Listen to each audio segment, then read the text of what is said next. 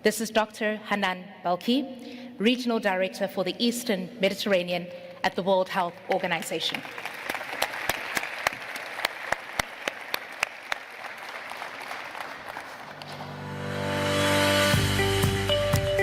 You're welcome. Should I remove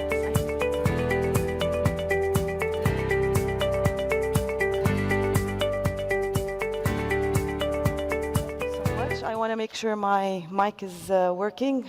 Assalamu alaikum wa rahmatullahi wa barakatuh.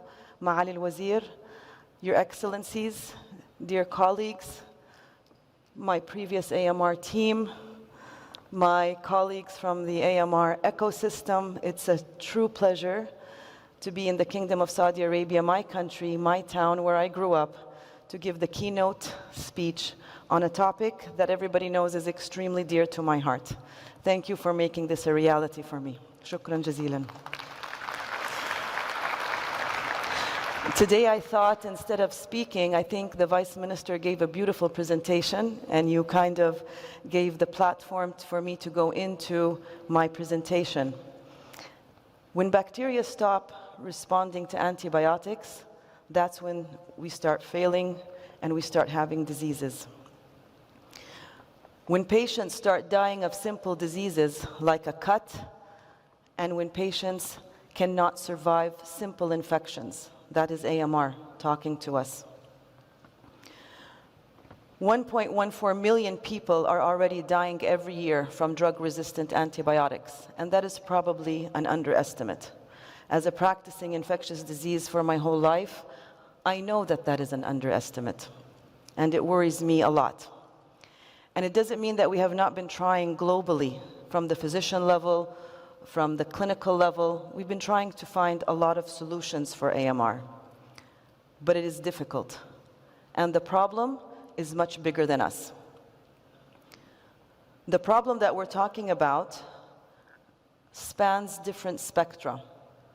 We as humans are using antibiotics and misusing antibiotics for no good reason, many times. Sometimes we do need antibiotics, but not every time we pop that pill in, there's a good justification for it. And there are other bigger problems.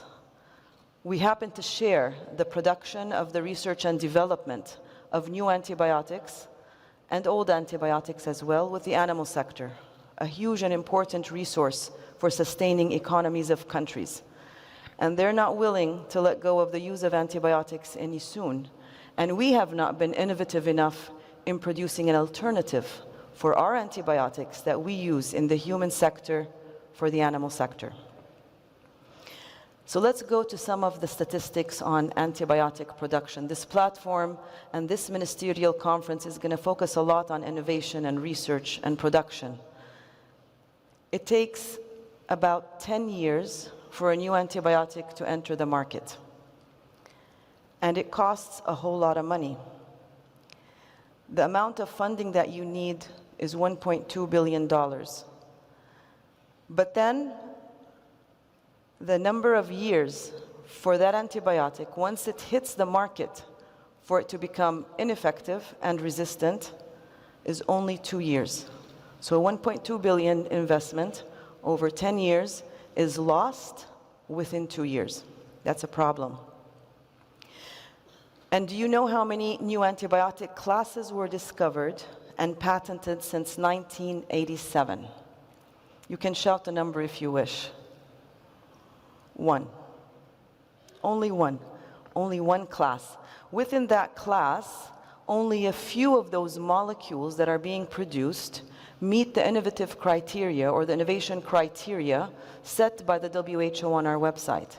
The innovation asks for the innovators and the producers of antibiotics to be more creative in producing molecules where the bacteria cannot evade resistance and that they will be killed. But the bacteria lived years before we have on this earth. And unfortunately, they might live way beyond our existence. So we have to create innovatively when we come to producing antibiotics. If infections do not occur in the first place, the use of antibiotics and the inciting of resistance will be less fast. And maybe that's one thing we need to keep in mind when we start using and talking about antibiotics and the AMR national action plans that we need to address very carefully and in a multi-sectoral fashion. But why is preventing infections from the first place a challenge? And this is where I go from my previous world of being a scientist, a caregiver, to a public health leader. The issue goes way beyond tertiary healthcare systems. It goes way beyond the use of antibiotics only at the hospital level. The building up of resistance is happening in front of our eyes in many difficult environments. Environments that I have been introduced to over the past 8 months of my term as the regional director of the Eastern Mediterranean region. There is a huge lack of access to clean water. When people are drinking water contaminated with sewage, they are exposed to the excreta of humans and animals, and they will eventually gain resistance. When there's no safe toilets, no safe hygiene, then we face the issue of emerging resistance. And safe waste management and infrastructure is one of the reasons why resistance emerges. In some hospitals, in many homes, in many schools, and in many workplaces, the presence of a breeding ground for infections is taking place every day. Every single day, people are exposed to unhygienic environments.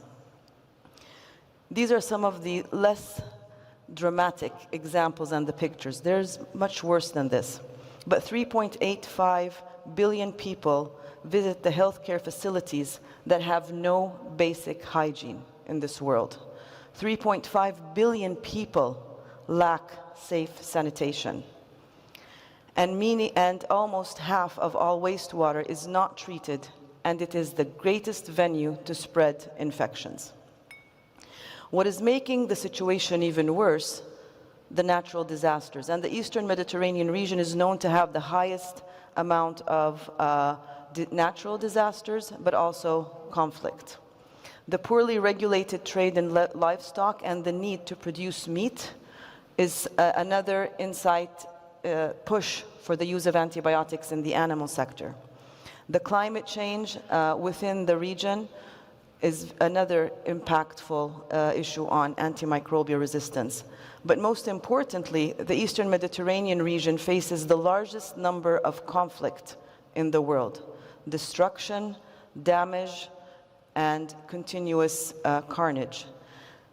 The most dramatic situation that's taking place in the region is within Gaza, the occupied Palestinian territory, and also in Sudan, but in areas like Djibouti and Somalia are also suffering.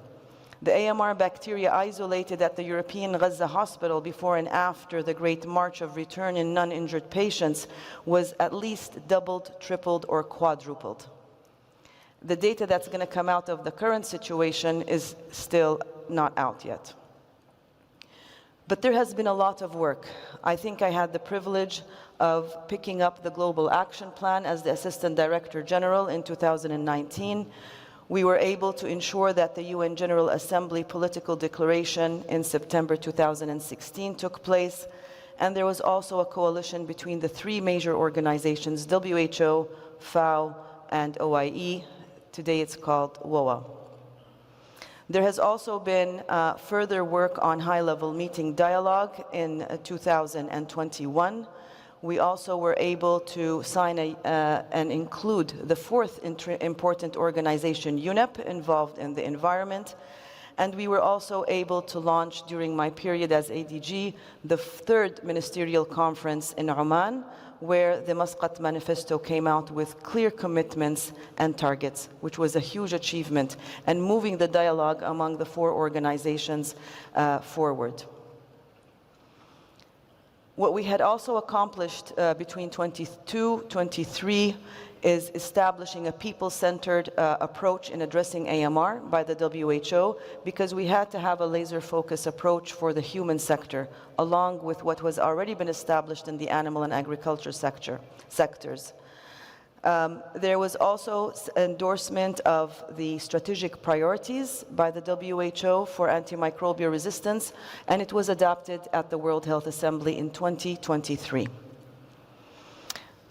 Members also endorsed the political declaration on AMR in the high-level meeting only last September, and that is why this meeting is extremely relevant in moving from that dialogue into implementation, and we have high hopes that the Ministerial Conference here in Saudi Arabia will really ignite the partnerships and move this agenda forward in a more robust fashion.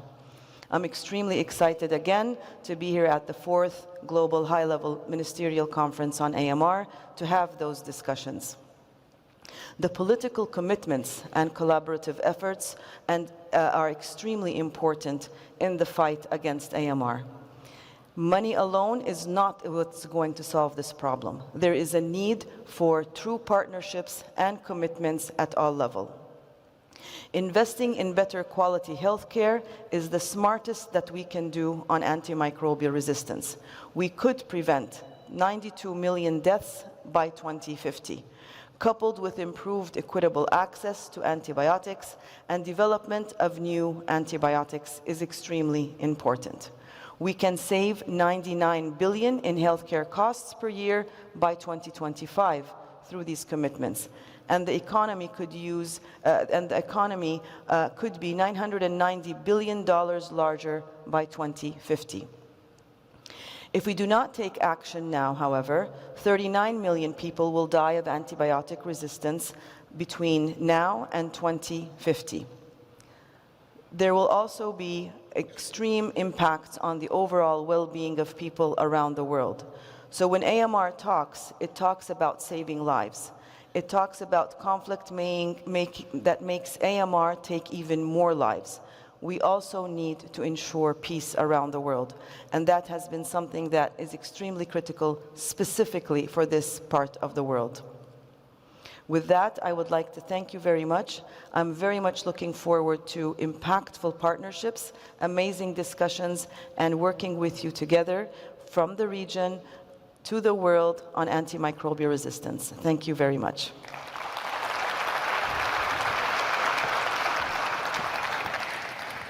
Thank you.